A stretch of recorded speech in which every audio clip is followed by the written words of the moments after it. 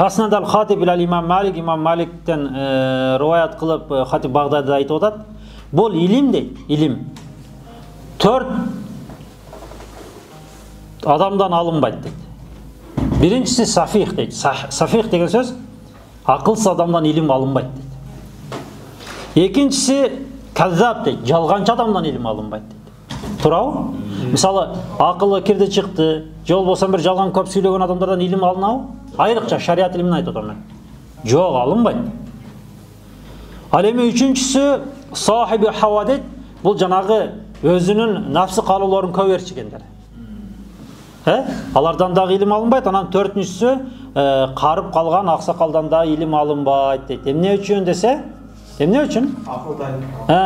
Акылы кичине кирди чыкты болуп калгандан кийин негизи биздин күнүбүздө деле жанагы бизге чейинки алымдар айтам да.